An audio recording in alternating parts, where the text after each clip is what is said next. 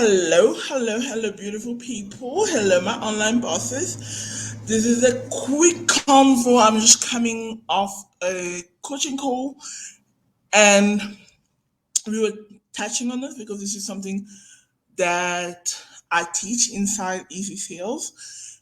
And I wanted to share with you a little bit of this because I just realized that it's not being spoken a lot on social media, and a lot of coaches are not talking about this. So I wanted to share that with you. There's a high probability that you have different personality. And what I mean by personality, I mean money personality. So if this is your first time, if you are new to this community, I'm Tanya, business coach, marketing strategist.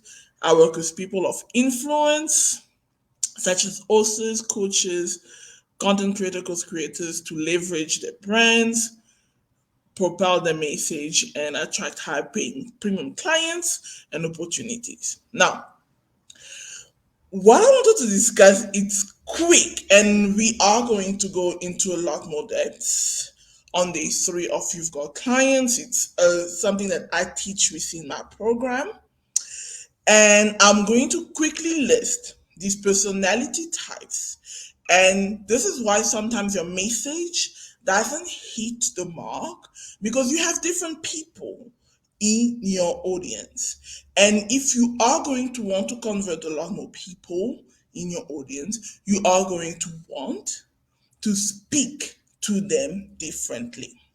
So your message is not necessarily just one thing, it's usually a combination of things that needs to be said to speak to different people. And a lot of times, a lot of the people would have certain traits from different personalities. So they are basically the 5 personality types, and I'm going to list them. First of all, you have the investors. Now, the investors, they're playing with their money. They love their money. They love their money working for them. And they understand that money is a tool. So they don't necessarily like hesitate to make decisions and actually take risks if they feel that it is a viable thing and the returns on investment would be something they would be happy about. Now, you have the premium buyers. Now, the premium buyers, a lot of the premium buyers, you will find that some of them have investors traits, but the premium buyer is somebody that loves to spend money. They are okay with spending big. So they're ready to spend the money, go big or go home. If you are familiar, because my partner is Nigerian, so if let's say I say, you know what, we need to save this money, he will tell me, so if Jesus comes tomorrow, uncle, which means what happens if Jesus comes tomorrow and we're leaving this money, who are we leaving it with? So they are very comfortable spending money. If they like it, they will buy it, irrespective of the price. You then have the savers. The savers, they don't like parting with money. They want to look at the money in the bank account, let them see the money. They don't necessarily like having credit card or using the credit cards because they feel that paying interest is losing. Their money, now go, like they say in Nigeria, you go see day. Let them look at it. They want to look at the money. So getting them to part with their money is not the easiest thing. They often are looking for the most viable option. They are usually the one that shop around, trying to find which one, where will I save my buck? You then find the price shoppers, the bargain hunters. These people, they don't mind shopping. They don't mind buying. And often they are the one buying things that they don't need. So those are the ones probably that have those impulsive buys. They see an ad pop up on social media. They're like, oh my gosh, this is really cheap. So let me buy. Then they'll buy the program, they'll buy the course, and they'll be like, they'll never go through the program. Those are your bargain hunters. And the language you speak to them is completely different. Now, the final one, and this is the ones that you often find in the internet marketing sector, the trying to get rich, the ones that are really like are looking for, is this the quickest way for me to make money? Those are, you find them in a lot of the buying a lot of the money making online courses and things like that, because they usually give off a very desperate vibe. They're really trying to make it, but without doing the work, without doing any necessary inner work. They don't want to put the work. They want something that is easy. They basically are looking for a way they can press a button and the money comes in. You also find those people in your audience. Usually, I wouldn't advise anybody to market to these people unless you intend to teach them how to think. So often, the biggest thing that I see when I'm working with clients about fixing the messaging, sometimes you want to get the premium buyers, you want to attract the investment buyers because those ones are the best buyers.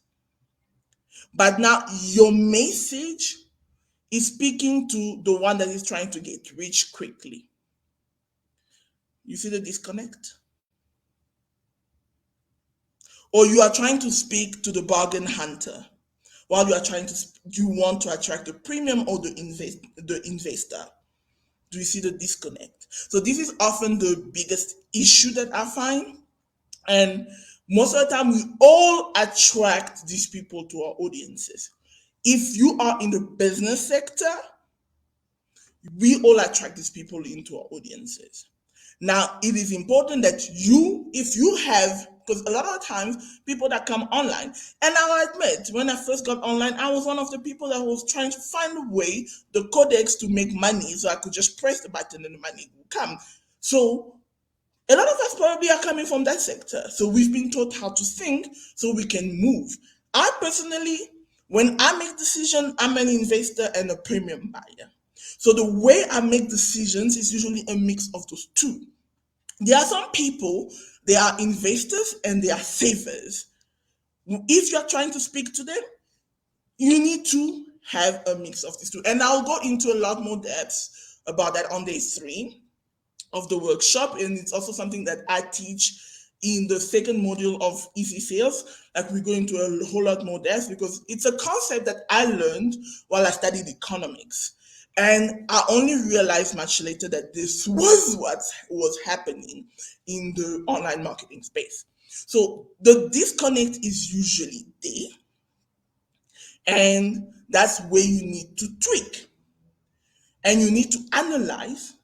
And sometimes if you've had clients, it's often harder for somebody that hasn't had clients to know what's the problem with the language. And if you've had clients, if you start looking at the behavior, the financial behavior of your clients, you will know who you've been speaking to.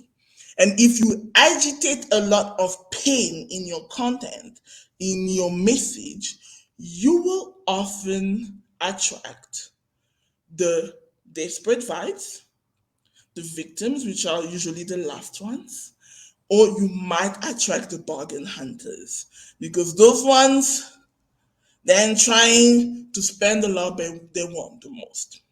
So that's what I wanted to quickly share with you guys, and I wanted to extend an invitation to those that haven't secured the tickets yet. The link is above. Secure your seat. It's going to be amazing, and I'm not withholding things.